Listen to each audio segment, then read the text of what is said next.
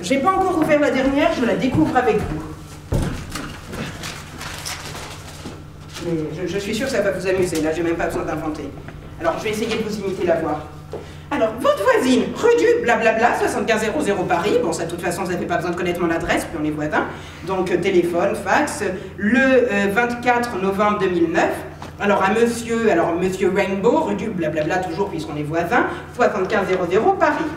Mesdames, messieurs, chers et honorés voisins, en guise de préambule, laissez-moi vous rappeler cette anecdote.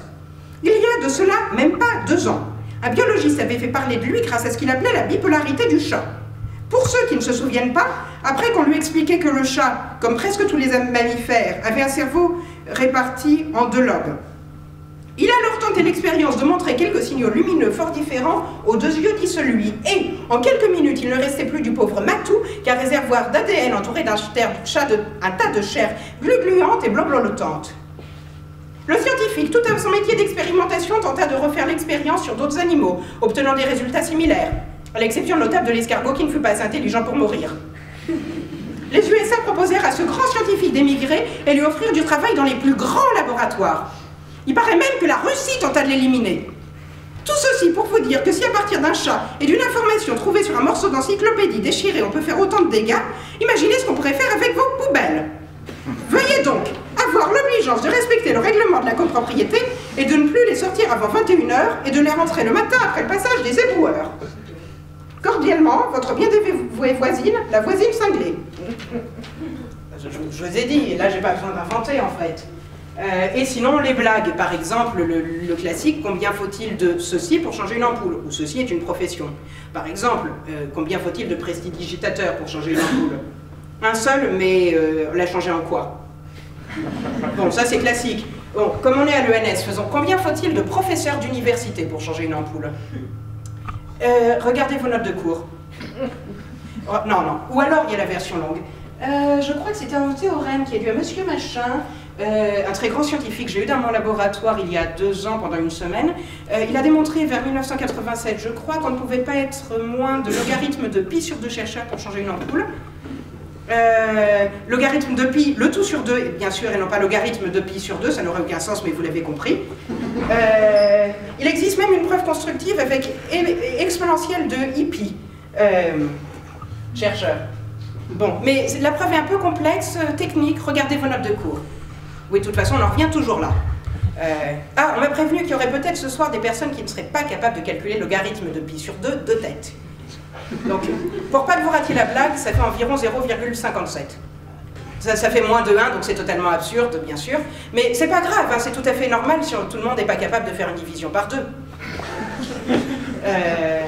Bon, tant qu'à faire, combien faut-il d'étudiants, forcément, pour changer une ampoule? J'ai jusqu'à quand pour répondre à la question? Ça vaut combien dans la note finale? C'est au sujet de l'examen? Ça, bien sûr, c'est pas un étudiant de l'ENS, non, c'est un étudiant de l'université où j'étais avant. D'ailleurs, comme je disais, quand j'étais à l'université de Montréal, ceci n'est pas un étudiant de l'université de Montréal, bien sûr, c'est un étudiant de l'université où j'étais avant. D'ailleurs, comme je disais quand j'étais à Paris 6, non là je disais rien, on n'était pas hypocrite au moins.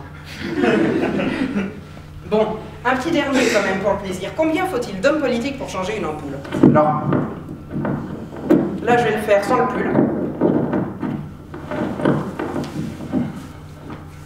Donc, écoutez, je suis très heureux que vous me posiez cette question. Ceci dit, je m'y attendais, et d'ailleurs, je l'attendais. Tout d'abord, concernant votre travail, il me vient un chiffre, et vous pourrez le retourner si vous voulez, il ne changera pas, si vous voyez ce que je veux dire. Partons de là.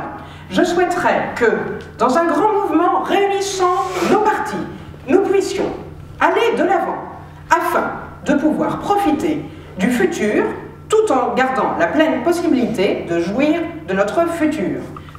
Bon, en gros, c'est la réponse que fera un homme politique à n'importe quelle question. Un autre exemple. Imaginons que du côté de Pigalle ou de la rue Saint-Denis, une jeune fille lui demande « Tu viens, chérie ?» Il dira « Écoutez, je suis très content que vous me posiez cette question. Ceci dit, je l'attendais, je m'y attendais, et d'ailleurs, je l'attendais. Alors, tout d'abord, concernant votre travail, il me vient en tête un chiffre. Et vous pourrez le retourner si vous voulez, il ne changera pas. Si vous voyez ce que je veux dire. Partant de là, je souhaiterais que, dans un grand mouvement réunissant nos partis, nous puissions aller de l'avant, tout en restant droit sur l'opposition, afin de pouvoir profiter de présent, tout en gardant la pleine capacité